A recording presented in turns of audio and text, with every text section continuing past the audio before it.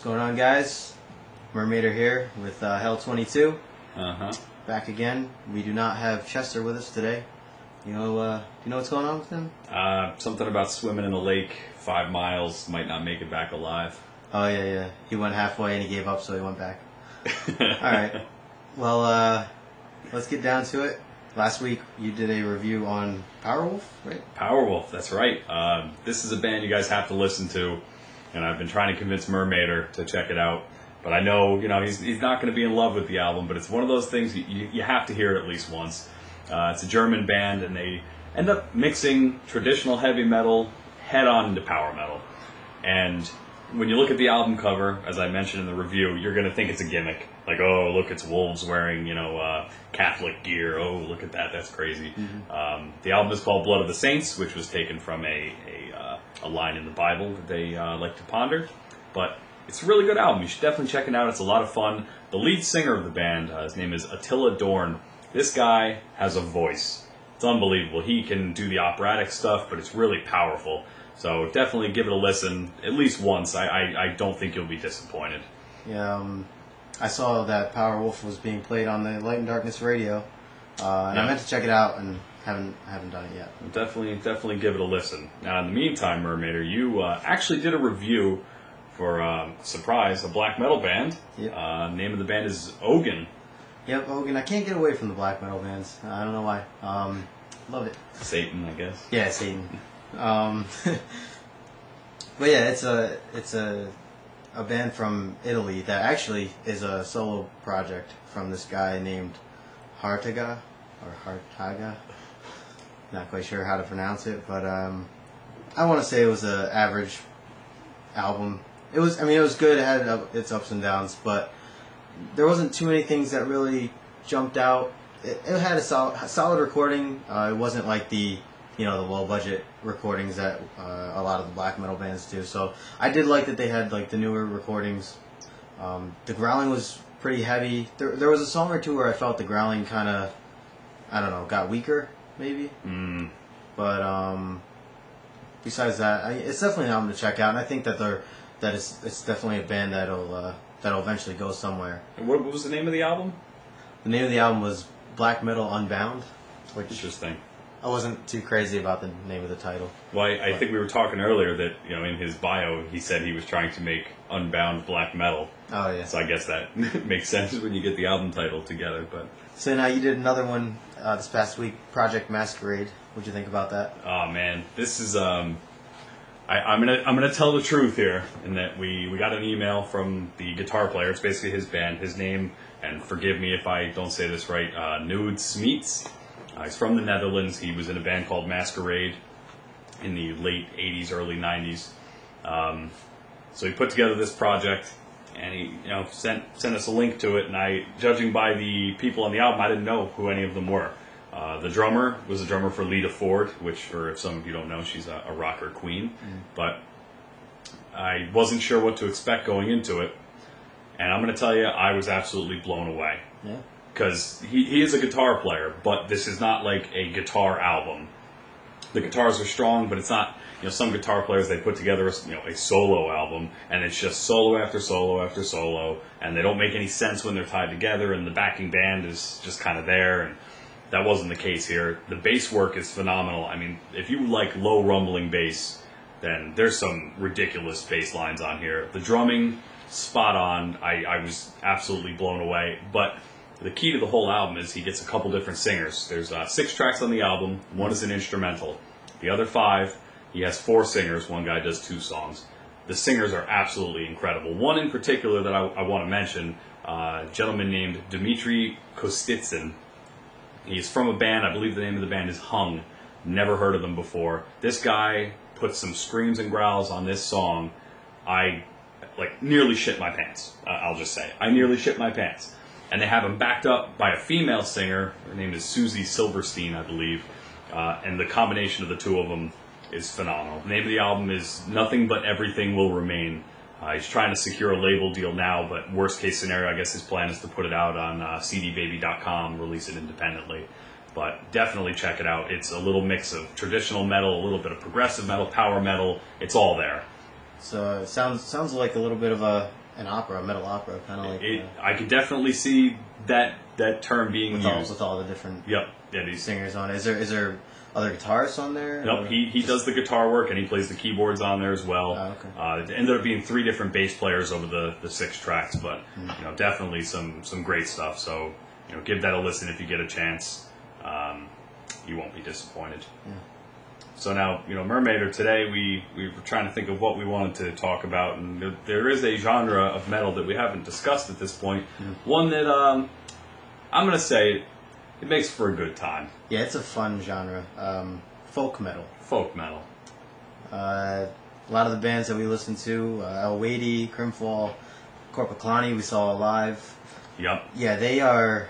It's always fun music. It's upbeat, and they can also include like the growling and everything, and it's still metal, but it's like some of it's like happy metal almost. Yeah, it's funny because I think when you use the term folk, it kind of throws people off. But really all that means is they take some of their native folklore, their native instruments, right, and they include it in what is already a metal style. I think El-Wady, perfect example of that.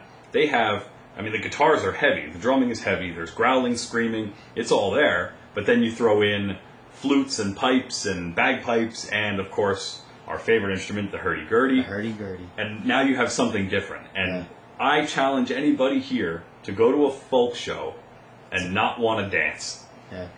The pit gets going, and it's brutal, but you want to do like an Irish step dance or something. You want to be Michael Flatley, Lord of the Dance, and I think that's the best part about it. That's what I was gonna say. Was that I really like all the unique instruments that they include. All these different bands from different countries. Really gets creative. You get a whole different sound than your average metal band can produce. And even within folk metal, there's obviously the separate subgenres, one of them being pirate metal, which is like a band like Ailstorm is kind of a folk band, but their version of folk is pirate themed. Yep.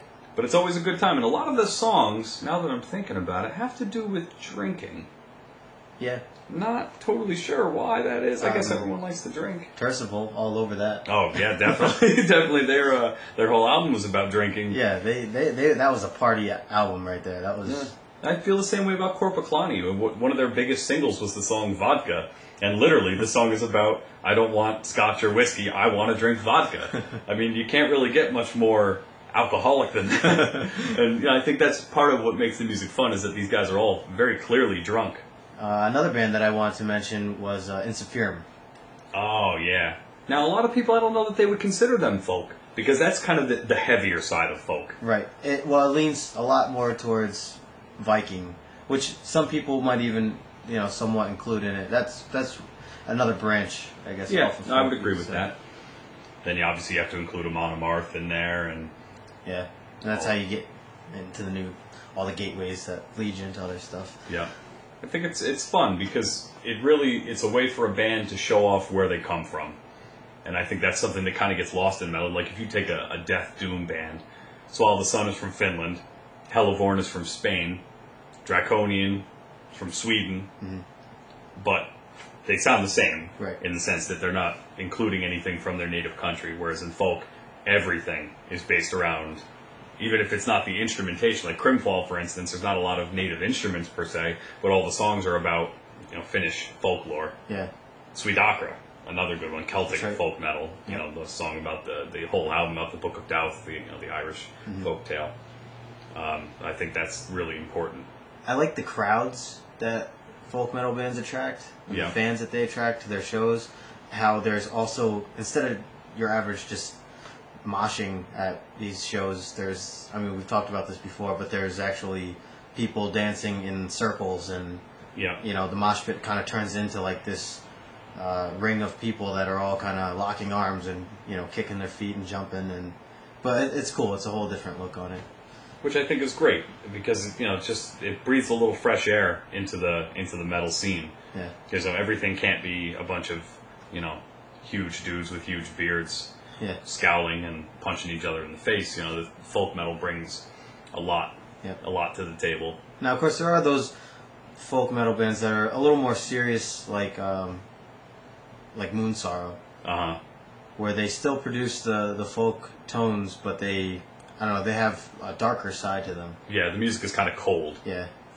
Well, that's the other thing is that folk metal, if you broaden the genre a little bit, then you kind of include pagan metal, Right. which is kind of it's kind of one and the same, but not really. Yeah. The terms are kind of used interchangeably. I think that Moon Sorrow falls into the pagan category, but you're right. They do have some of the elements, but it is a darker, colder kind of an output. Yeah, if you go to like Pagan Fest, a lot of the bands there, it's a mixture between Viking metal, folk metal, pagan metal. It's remember we saw Swashbuckle. Yep.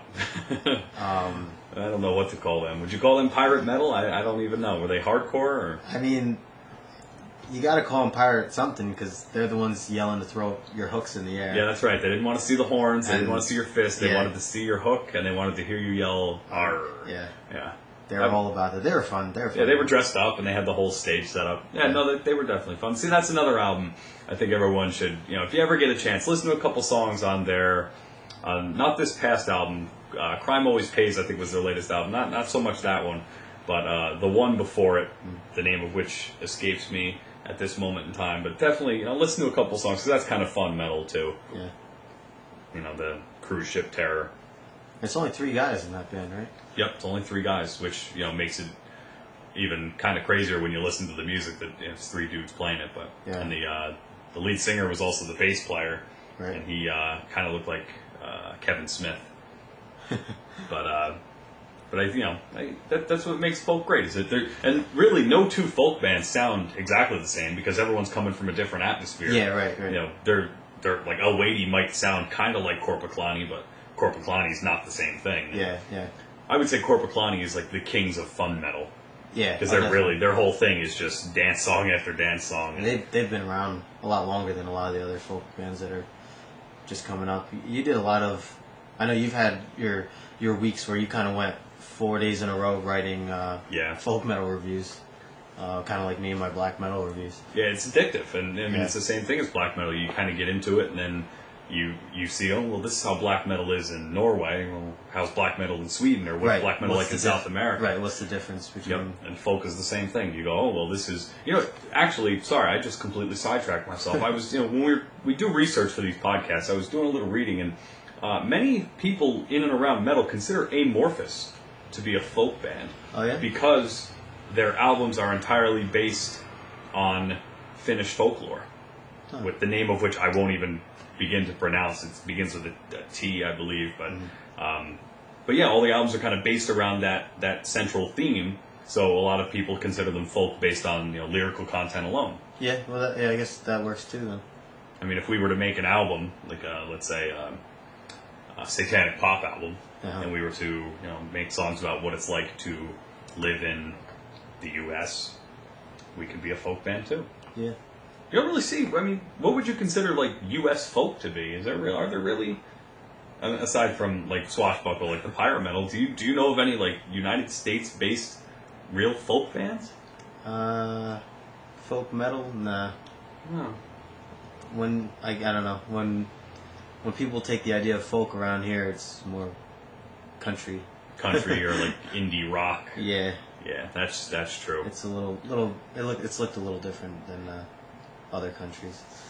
Times like that, I don't want to live in America anymore. What's wrong with country music? Anyways, so moving on. So yeah, folk metal, definitely, it's a genre you should explore.